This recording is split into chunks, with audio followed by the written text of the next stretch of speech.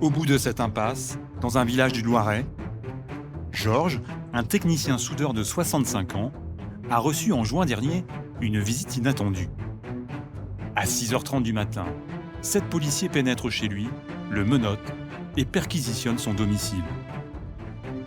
Au bout d'un moment, ils me disent, on est là pour... Vous connaissez AZF? Moi, comme un con, je me rappelle vaguement d'une explosion. C'est une usine. Donc, je leur dis, bah oui, il y a eu une explosion. Je crois que ça a même volé 1 kilomètre. Enfin, je me rappelle vaguement de ce que j'avais entendu à la télé, quoi. Ils me regardent. Non, c'est pas ça. AZF, le groupe AZF. Et là, j'ai commencé à comprendre que j'étais mêlé à une histoire voilà, de terrorisme, quoi. Après 48 heures de garde à vue, au siège de la sous-direction de l'antiterrorisme à Paris, Georges est finalement relâché.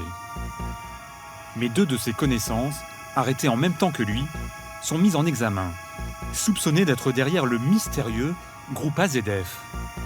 Une affaire qui a fait trembler l'État au début des années 2000. La fin peut-être d'un mystère qui dure depuis 15 ans. Un ou des inconnus avec des courriers signés AZF menacent de faire sauter des bombes sur le réseau ferré français si l'État ne verse pas une rançon de 5 millions de dollars. Un premier courrier, signé AZF, un acronyme sans signification, inconnu des services de l'État, est arrivé en décembre 2003 à l'Élysée et au ministère de l'Intérieur. AZF se présente comme un groupe de pression à caractère terroriste, dont les membres se disent déterminés à combattre sans merci un système économique dévoyé, ou encore des États hypocrites et fortement totalitaires. Le ministère de l'Intérieur reçoit 2 autres lettres, dans lesquelles le groupe laisse entendre qu'il pourrait faire exploser des trains. Une cellule de crise est mise en place, sous l'autorité de Claude Guéant, alors directeur de cabinet de Nicolas Sarkozy, ministre de l'Intérieur. Pour nous, ça éveille immédiatement un souvenir, à savoir que quelques années plus tôt, il y a eu un attentat sur la ligne à grande vitesse Paris-Toulouse. Donc c'est quelque chose qui n'est pas pris à la légère. Aucune menace n'est jamais prise à la légère d'ailleurs, mais en particulier celle-là, parce qu'un attentat contre une voie ferrée, c'est quelque chose de très considérable. Les lettres du groupe AZF sont postées depuis la région parisienne, mais impossible d'identifier le ou leurs auteurs, qui se font de plus en plus pressants dans de nouveaux courriers. Comme le raconte le commissaire Gilles Leclerc, qui coordonne à l'époque les services antiterroristes. Ils nous disent la première bombe a été activée, il y a le chiffre 018, donc elle sautera le 18 février, on est le 13. Et vous devez évidemment nous communiquer immédiatement l'endroit où, enfin, l'assentiment du paiement. Et c'est là que commence un peu l'histoire rocambolesque, avec des échanges d'annonces qui vont être faites entre nous et eux dans le journal Libération. AZF demande à communiquer par le biais de ce canal insolite, où l'État devra signer sous le sobriquet de Suzy et appeler le groupe Mon Gros Loup. Le 19 février 2004, le ministère de l'Intérieur publie un premier message. Mon gros loup, ne prenons pas de risques inutiles. Le plus tôt sera le mieux. Donne-moi tes instructions, Suzy. La réponse du groupe AZF ne tarde pas. Dans une nouvelle lettre, il donne les coordonnées GPS d'un endroit où un engin explosif aurait été placé. Le jour même, la police le trouve, près de Limoges. On découvre cette bombe qui, aux yeux des artificiers, apparaît comme un dispositif susceptible de fonctionner. Et on a poussé plus loin la vérification de la crédibilité de la menace, puisqu'on a fait un essai en réel, si vous voulez. Il est apparu que, effectivement, c'était un dispositif très dangereux qui pouvait faire sauter des rails. Une femme entre alors en scène, cette fois en appelant le ministère de l'Intérieur depuis des cabines téléphoniques, situées ici à Meaux, en région parisienne, ou depuis la gare de Lyon à Paris.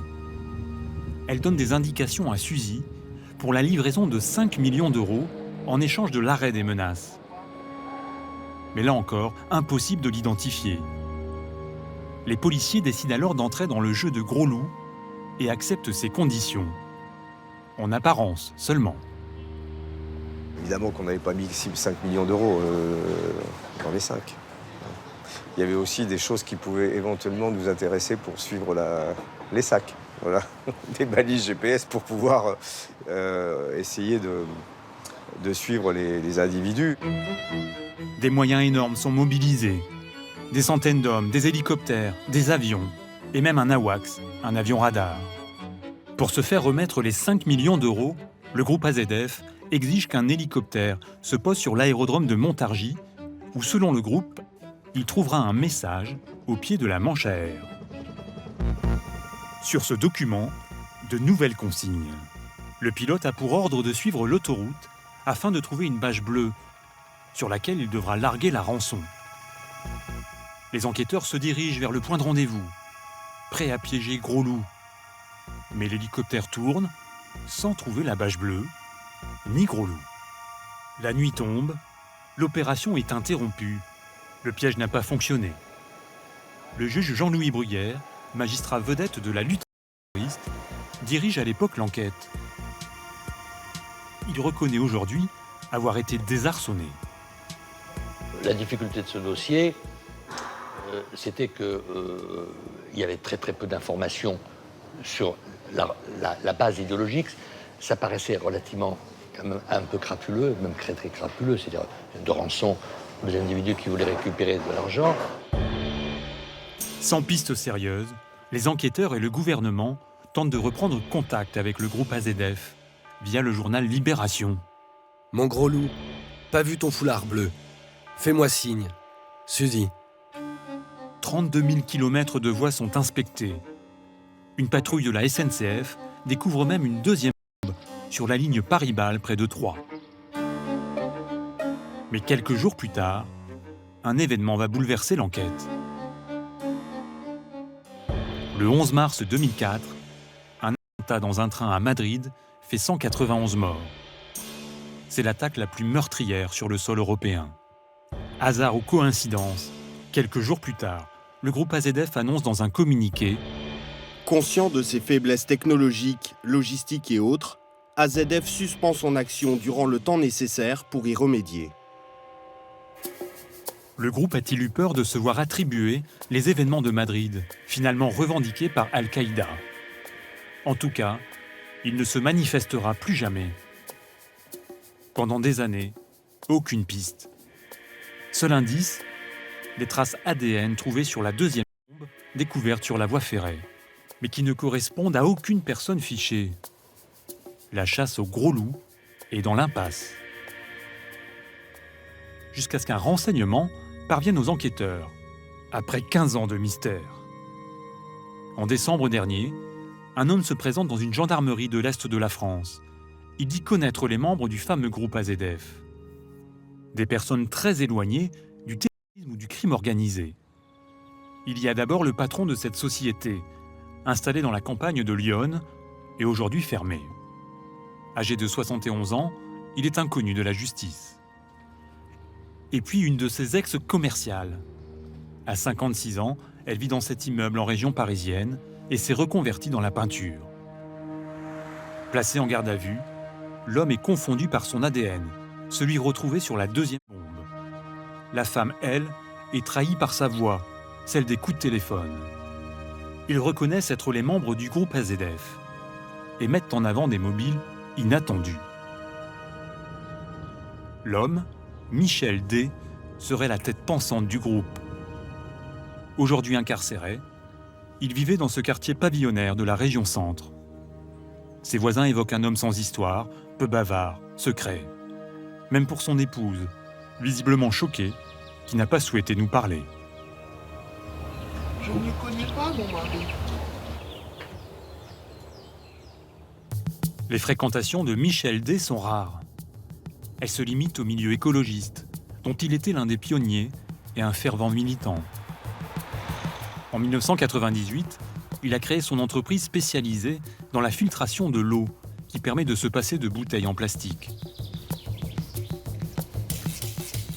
Louis, architecte et voisin de l'atelier, où le responsable présumé du groupe AZF était installé. Je me dis que j'ai quand même vécu dangereusement pendant un certain temps. Effectivement, que derrière un mur, si on commence à fabriquer des bombes, et on se dit quand même que c'est extravagant quand même d'avoir quelqu'un comme ça à côté de soi sans s'en apercevoir. Jacques a travaillé dans l'entreprise pendant 2 ans, en tant que technicien au début des années 2000. Il se souvient d'un patron extrêmement courtois. J'ai jamais vu en colère, déjà une. Hein. Toujours tranquille, décontracté, souriant, continuellement. Hein, quand il faisait un tour, tout va bien. Je disais oui monsieur, pas de problème, c'est tout. Au début des années 2000, la société, plutôt florissante, emploie jusqu'à une dizaine de personnes. Mais en 2003, elle perd l'un de ses principaux clients, une entreprise de la région toulousaine, là où l'usine chimique AZF a explosé 2 ans plus tôt. Michel D doit licencier tout son personnel. C'est là qu'il aurait basculé.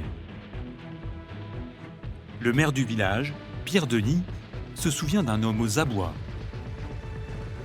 Moi, j'ai bien senti qu'il y avait un malaise, puisque, disons que régulièrement, j'étais appelé par des huissiers ou des personnes qui cherchaient à contacter monsieur, puisque je pense que lorsque ces problèmes sont intervenus, il a dû couper les ponts avec tout le monde et puis chercher à se faire oublier au maximum, quoi. Et puis après, si vous voulez, disons que son activité a dégringolé complètement et puis certainement que c'est ça qui l'a certainement incité à monter, je ne sais pas si je peux qualifier ça de cabale, mais enfin c'est certainement ce qui l'a motivé. Hein.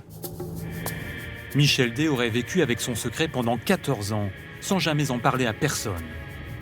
Après l'affaire, il a remonté des sociétés pour promouvoir son système de purification de l'eau, dont celle-ci, créée en 2014 avec un associé.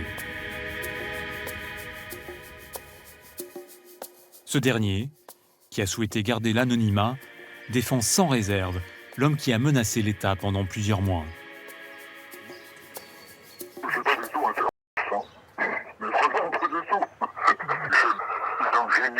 En matière de technique, et il a fait quelque chose qui aujourd'hui est encore unique sur la planète.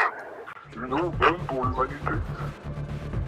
Michel D est en détention provisoire depuis 10 mois. Sa commerciale, soupçonnée d'être sa complice, a été placée sous contrôle judiciaire. Leurs avocats n'ont pas souhaité s'exprimer. Les 2 responsables présumés du groupe AZF ont été mis en examen pour association de malfaiteurs en relation avec une entreprise terroriste et risquent 10 ans de prison.